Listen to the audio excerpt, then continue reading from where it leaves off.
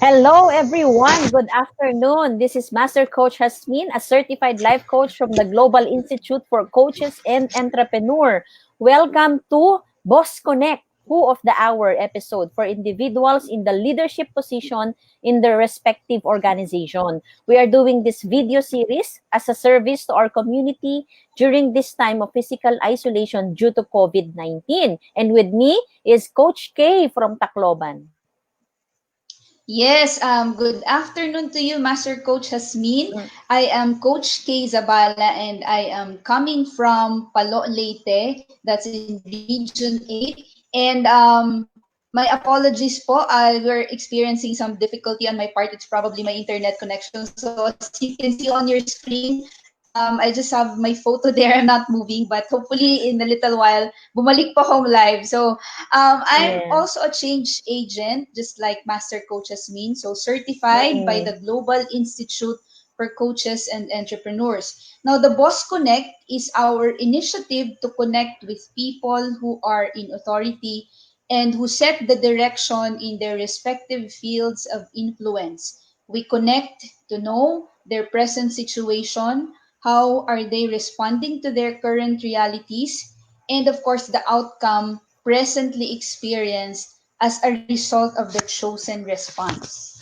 Yes, tama po yun. And for the information of many, Global Institute for Coaches and Entrepreneur is based in Dallas, Texas, USA, with local presence through our 24/7 coaching hub at Decaf Coffee Republic, located in PC Compound, Capitolio, Pasig City. We offer coaching on-demand services any time of the day. Just connect through 0917-586-1661 or visit our FB page, Life Coach Philippines. We also provide life coach certification classes for those interested to become a professional life coach like us ni Coach K. So Coach K, without further ado, please introduce our guest today. Yes, allow me, our dear viewers, to introduce to you our Who of the Hour. So she is Attorney Vevelyn Monsanto. She is the Regional Public Attorney of the Public Attorney's Office, or PAO, of Region 8. Mm. Welcome, Attorney Babes. Um, Yes, hello. Good please tell us. afternoon. Yes, po. Attorney, we'd like to ask you to request you to introduce yourself. Please tell us more about you and your present situation right now, specifically your challenges with this global pandemic. Yes, again, good afternoon, Master Coach Jasmine, Coach K, and to all our viewers. Thank Mm. you for having me here with you this afternoon. This is such an honor. Okay, allow me to introduce myself. I am attorney Vevelyn Monsanto. On the personal side, I am a mother of two wonderful kids, 15 and 11-year-old boy. We have been together 24/7 for almost 2 weeks now, the longest so far that we were able to bond with each other. Okay, on the professional side, I am the regional public attorney or the regional director of the public attorney's office in Eastern Visayas. I am serving the 26 different district offices in the whole Region 8. We have more than 100 POW lawyers and more than 50 support personnel. Since March 19, with the guidance of our beloved POW chief, we were asked to work from home, Mm. especially with the health crisis that we are facing now. But much as we want to stay at home, we cannot do so. Many of our POW lawyers are still out in the field to respond to the urgent legal needs of our kababayan. In the region, at any time of the day and night, early morning, midnight, daytime, our POW lawyers are out to assist those who are arrested without warrant of arrest, those who want to post bail for temporary liberty, and anyone with urgent and immediate legal concerns, we are there for them. That is why I salute all our POW lawyers in the region that in the midst of this crisis, they are still there selflessly serving the public through our legal services. Yeah, ayun, ano, Coach K. Oo nga po, ang ganda nung ano, ang ganda ng nakwento sa atin ni Mm. attorney. As you mentioned, attorney, with all those things that you're still doing until now, like the lawyers are still, or on field, they're still working. In terms of specific challenges so far, ano po yung, what are you experiencing right now as the leader and, navigating through all the challenges, I mean, the changes, the work Mm. arrangements. Opo. Okay, we are grateful that we have a very supportive central office through our POW chief, who even 2 days before our enhanced community quarantine in Tacloban, she asked us to go home already. But that does not mean that we are no longer and will no longer work. We were placed on an on-call duty status. So we posted all our contact numbers in all our offices. Our PNP brothers and sisters, they would call us whenever they would need uh, legal assistance. The challenge, of course, we cannot avoid it. Things are getting more difficult and scary by the day.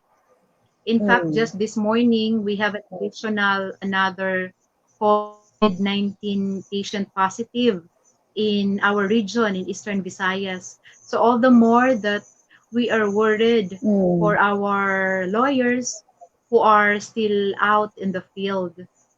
But that is what we are, good soldiers. So we just wanted to ensure that whenever our lawyers are out, they are with their protective masks, they have gloves, and they take all the precautionary measures because we also have to protect our lawyers.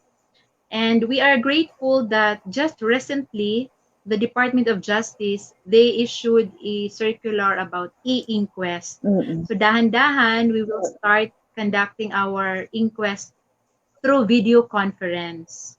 So maybe that will lessen the contact of our lawyers to our clients. But at any rate, um, we are grateful for the technology. We created a very active chat group where all our lawyers and staff are there.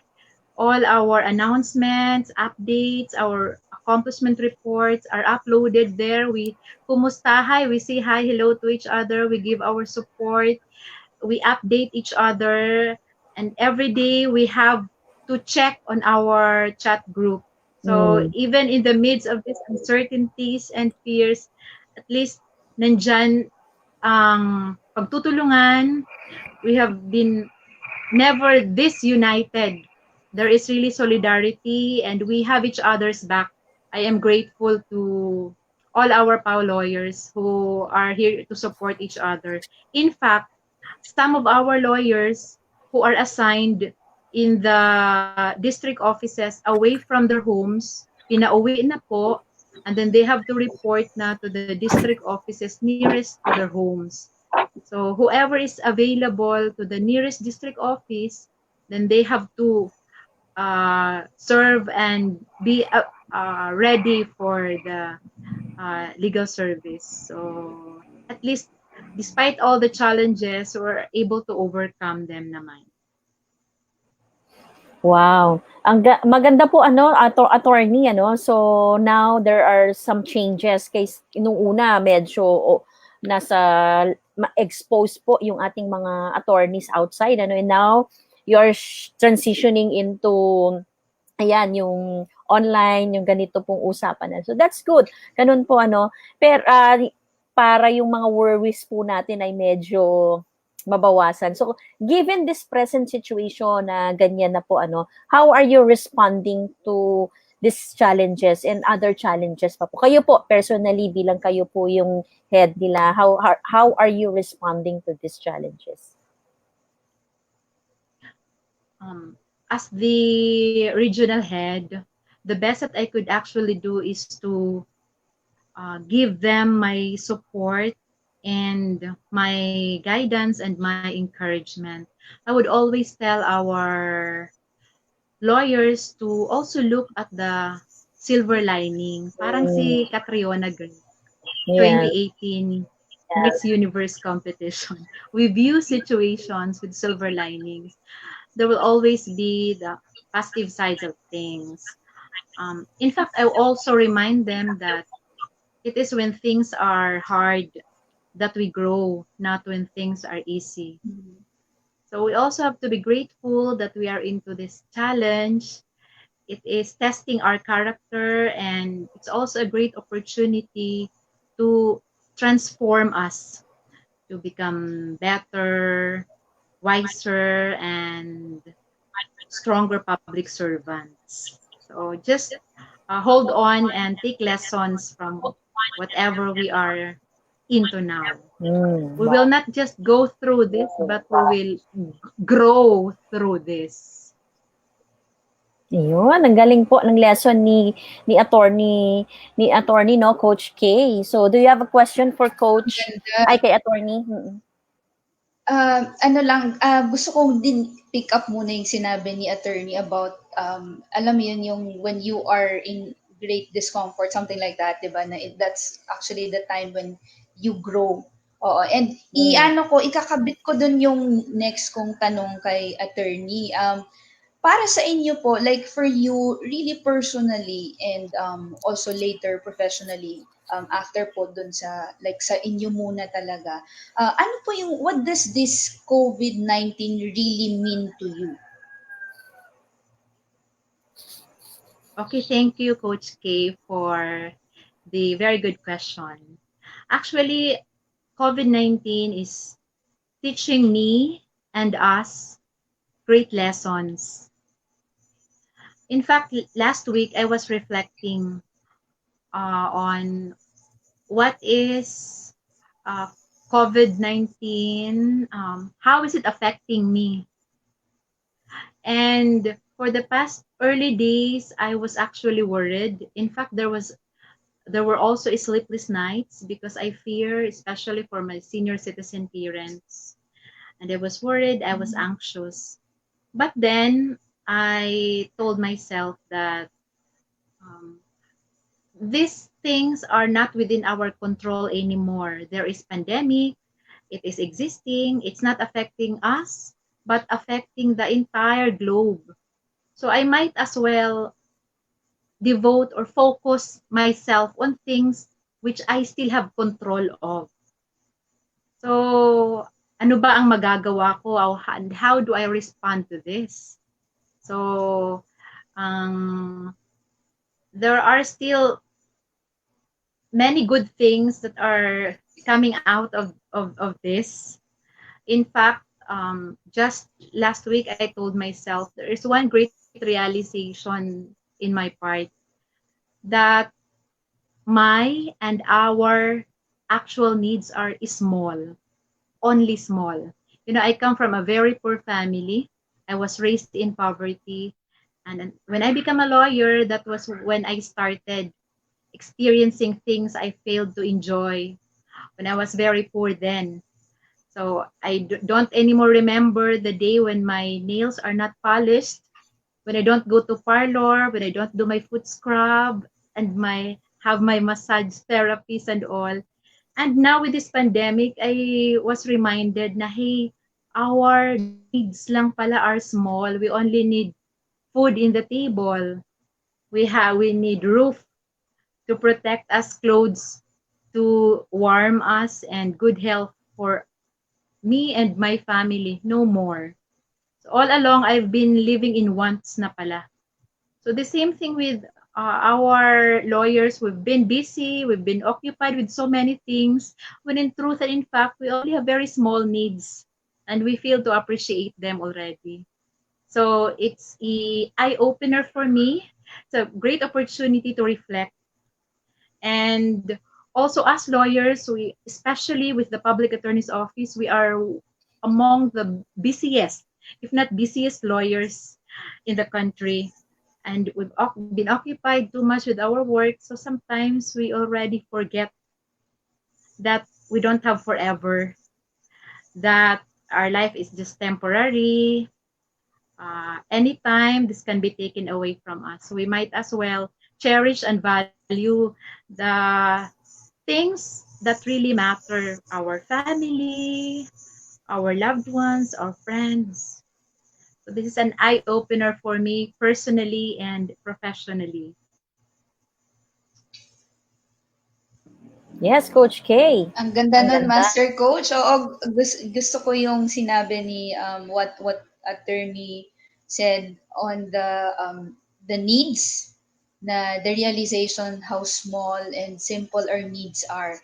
And I want to capture what she said about um, I realize I'm living na pala in wants or on wants, 'di ba? Para ang ganda noon. Ano po, really na-receive ko din 'yun sa puso ko kasi thank you for that, attorney, kasi I've also been having that reflection din. Attorney, matanong po, your parents are, where are they living right now? Nasaan po sila?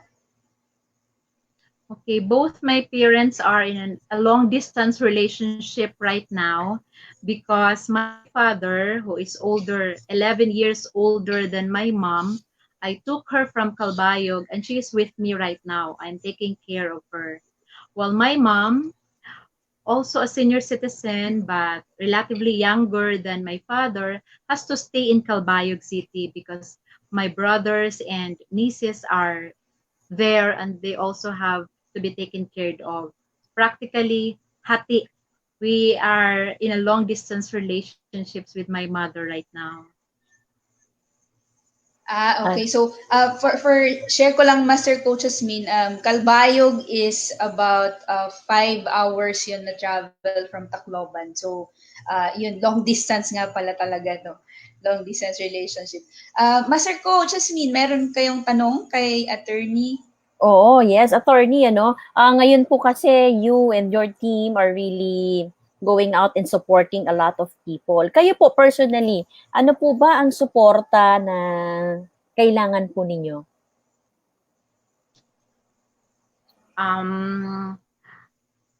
Lawyers, we can take care also of ourselves. I think we are grateful that the national government and our central office uh, continue to recognize the efforts of our PAO lawyers.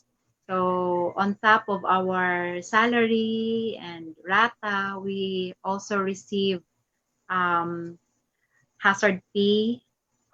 So they are properly or financially rewarded or acknowledged. So right now, we only ask as much as possible, we comply, we follow the mandates, the directives, the orders of our local government units. That way, we will lessen the workload of our PAW lawyers. Kasi kawawa din naman ang mga PAW lawyers pag madaming pasaway. Because we are actually defenders, we assist the mga pasaway. We are the lawyers of the respondents, criminals, suspects. So if we only abide and follow what is asked to us by our government officials, then siguro we will be helping lessen the workload of our PAW lawyers. Maawa naman po kayo sa ating mga PAW lawyers. So if we can at least be good Filipinos, law-abiding citizens, that will be a big help for us. And do not congested na po ang ating jail facilities, and they are also in danger. So do not add and put our inmates at a greater risk by violating our laws. Siguro that's the help that I can ask from our fellow Filipinos. Stay at home, follow what the government tells us to do.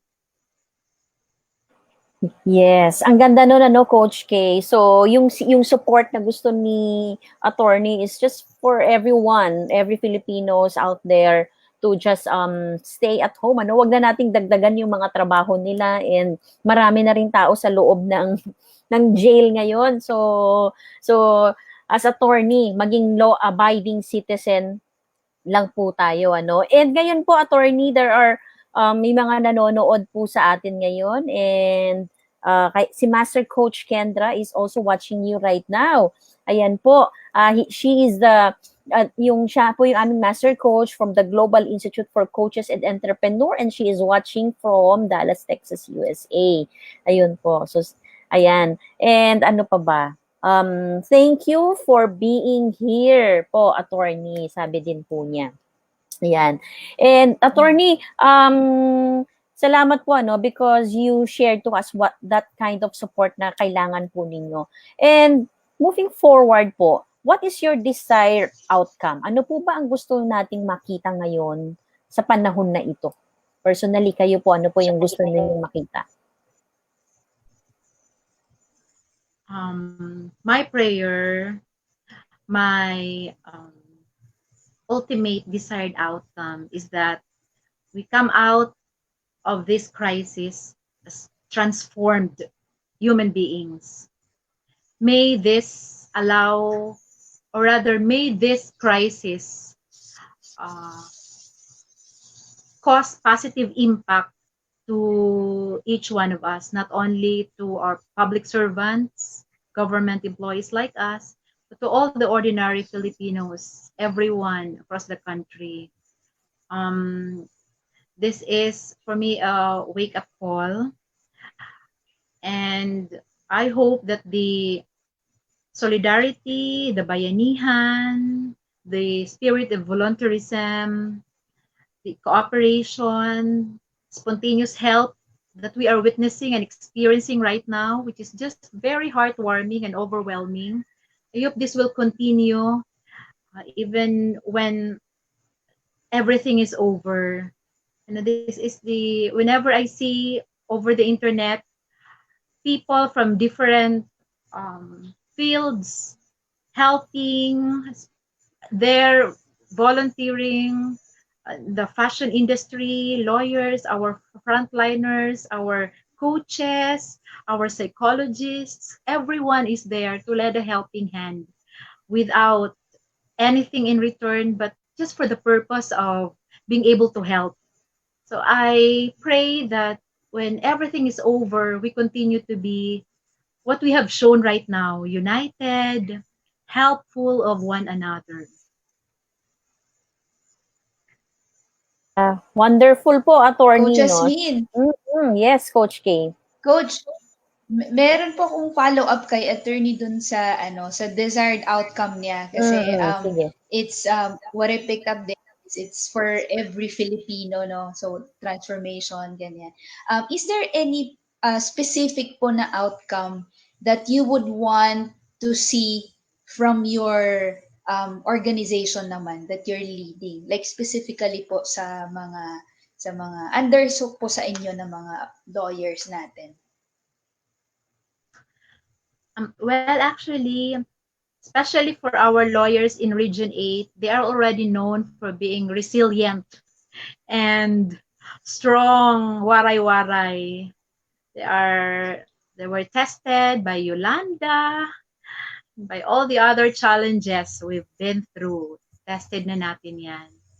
But concretely, I pray that when things are over, our lawyers will continue to be, or will even all the more be genuine in and committed in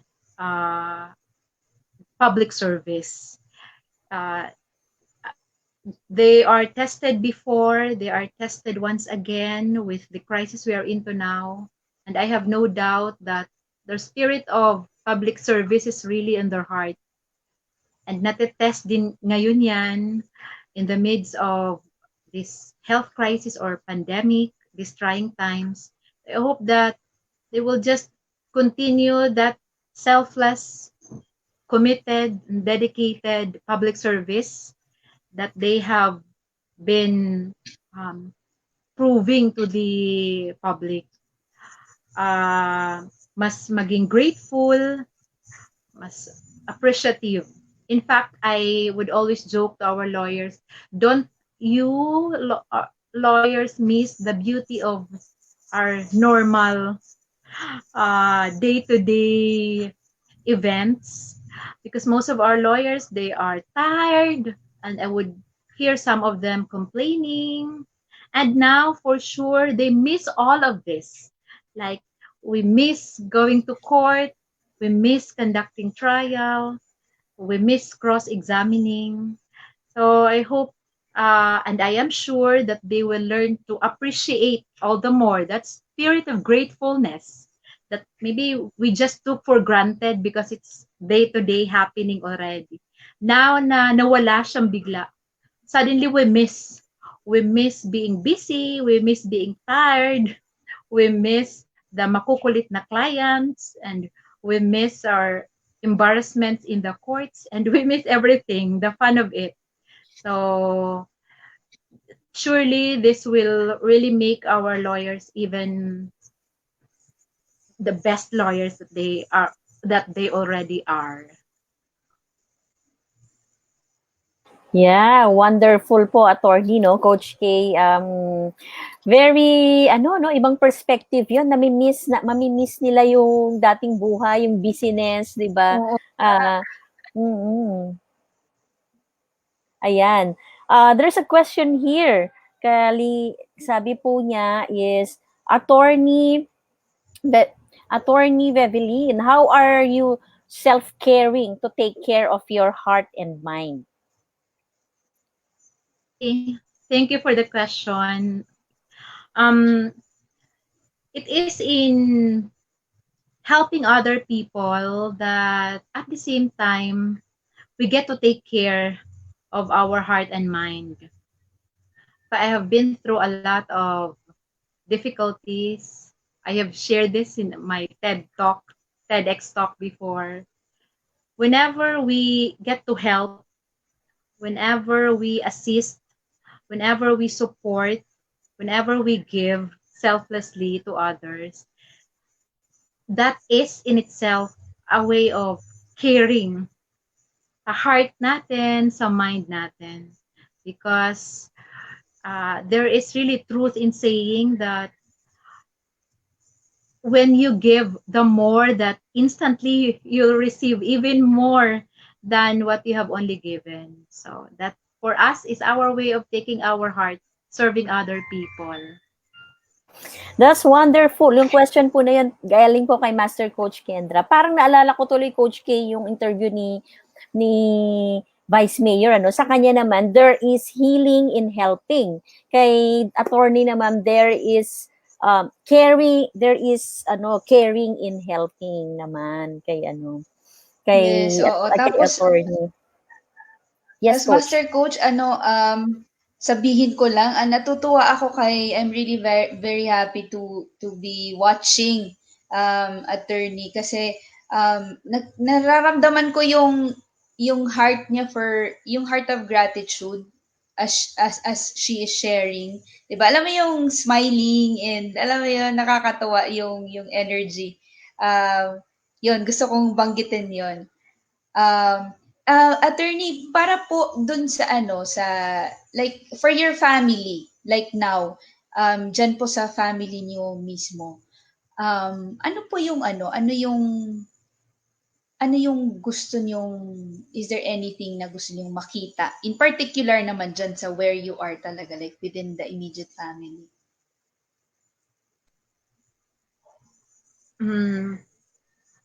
Actually, I am having the wonderful and memorable parts of my life right now.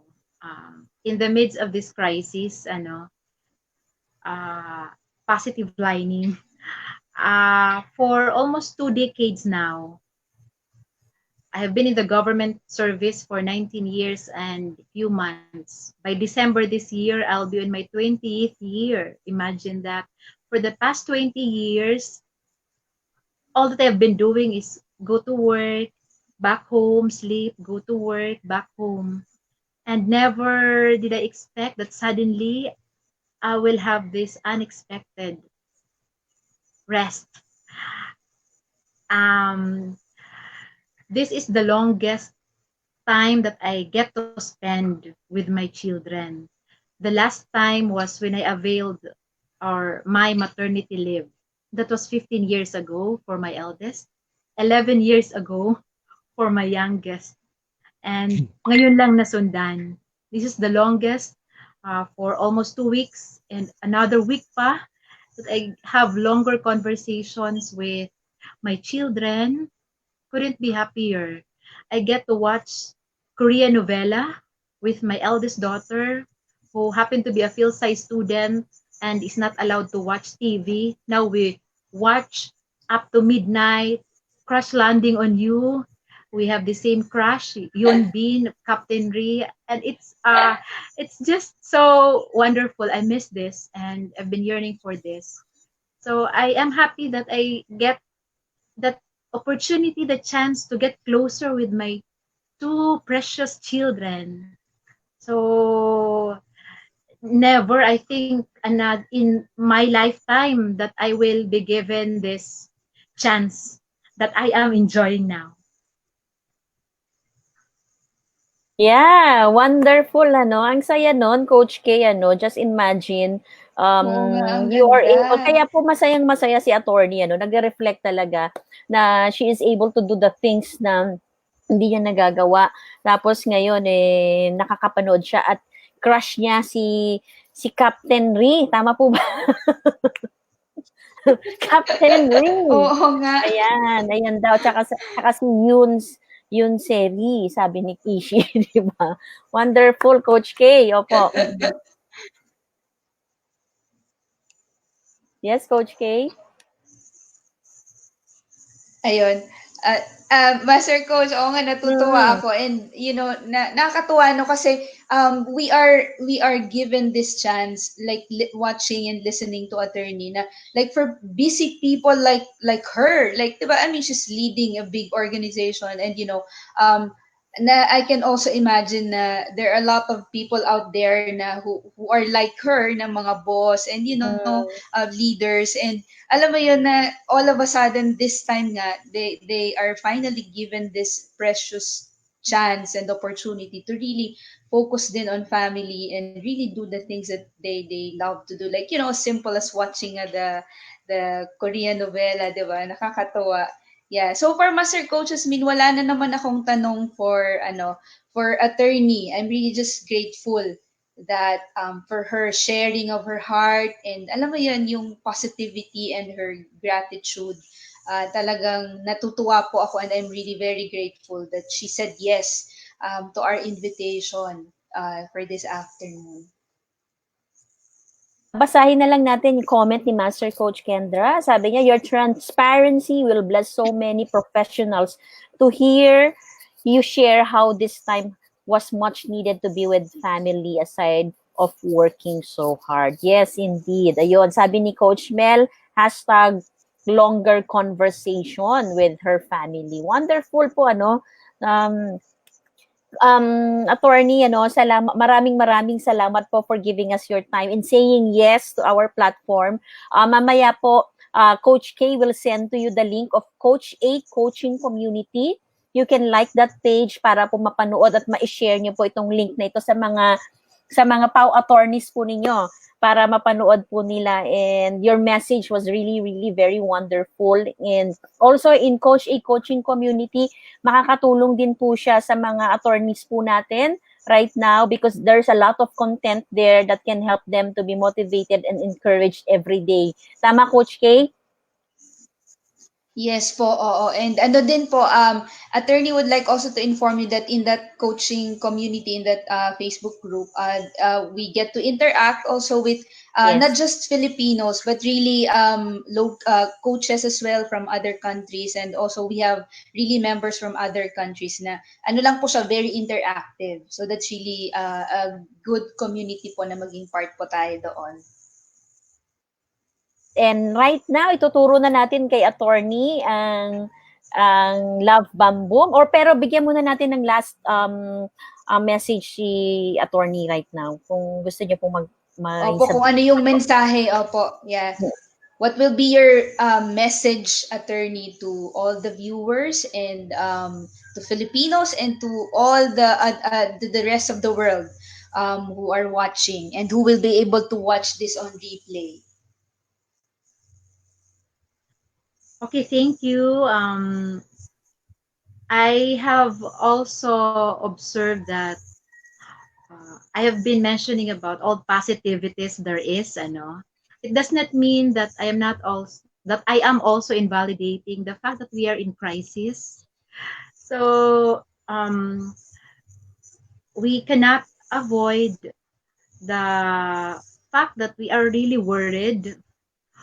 Times this present time is the most uncertain, and for me also the most scary time in our lifetime, ano. Other than that Yolanda tragedy that hit our region.